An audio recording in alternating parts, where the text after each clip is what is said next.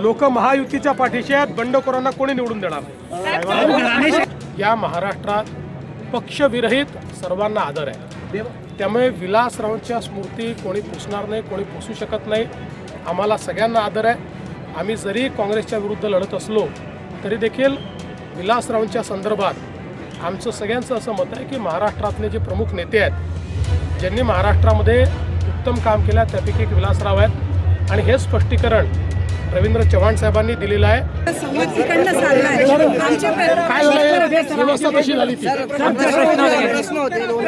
महायुतीला बंडखोरांचं या ठिकाणी आव्हान आहे.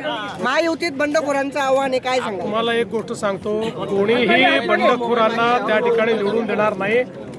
लोक महायुतीच्या पाठीशी आहेत, बंडखोरांना कोणी निवडून देणार? परंतु त्यांच्या दर्जाचा प्रश्न आहे. काही थर्ड पार्टी ऑडिट करून काही जबाबदारी निश्चित होईल का साहेब? अशा प्रकारे जर कुठे दर्जाचा प्रश्न असेल तर त्याची सुधारणा निश्चित केली जाईल. पण केवळ आरोपाकरता आरोप असतील तर मात्र त्याच्याकडे लक्ष दिलं जाणार नाही. घराणेशाहीच्या विरोधात आपण पण इथं घराणेशाहीचं दिसून येते. अनेक उमेदवार जे आहेत त्या नेत्यांच्याच घरातले. असं आहे की महाराष्ट्रात भारतीय जनता पक्षाने एक पॉलिसी ठेवली होती, त्या अंतर्गत आम्ही हा निर्णय केला आणि जवळजवळ सगळीकडे आम्ही अशा पद्धतीनं कुठलेही नवीन उमेदवार दिले नाही. एक दोन ठिकाणी अपवाद झाले, कारण त्या ठिकाणी फॉर्म भरून टाकले होते आणि मग दुसरा वेळेवर अल्टरनेट उमेदवार आम्हाला आणता आला नाही. असं केवळ 2च ठिकाणी घडलेलं आहे, बाकी ठिकाणी आम्ही हे केलेलं नाही. सिंगापूर होणार आहे, मात्र आपण जवळच्या शिरपूरची बरोबरी करू शकलो नाही. जळगाव शहरातील जी उपनगर आहेत त्यांची जी परिस्थिती आहे ती आजही जैसे थे आहे. मला एक सांगतो, मी सिंगापूर वगैरे कधी म्हणत नाही. आपलं जळगाव हे आपलं जळगाव आहे, आपली संस्कृती वेगळी आहे. जे काही घडलं जळगावमध्ये ते आमच्या काळातच घडलं आहे आणि पुढच्या 5 वर्षामध्ये विकसित जळगाव आपल्याला करायचं आहे. म्हणतात अजित पवारांना की तुम्हाला जर वीर सावरकरांचे विचार पटत नसतील तर तुम्ही लांब राहा किंवा तुमच्याशिवाय पण विचार करा. मला असं वाटतं की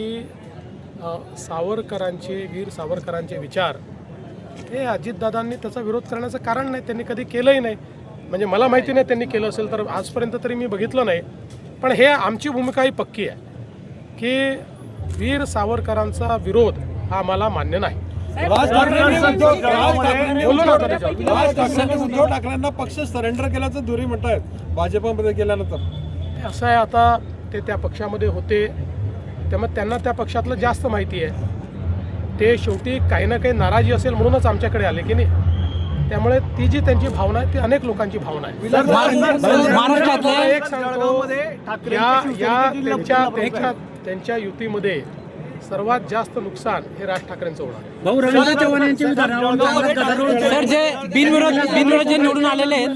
असं आहे की रवींद्र चव्हाणांनी त्या विधानावर स्पष्टीकरणही दिलेलं आहे, दिलगिरी व्यक्त केलेली आहे. त्यांनी हे स्पष्टपणे सांगितलं आहे की मी फक्त रेकॉर्डबद्दल बोलत होतो की नवीन रेकॉर्ड तयार करा.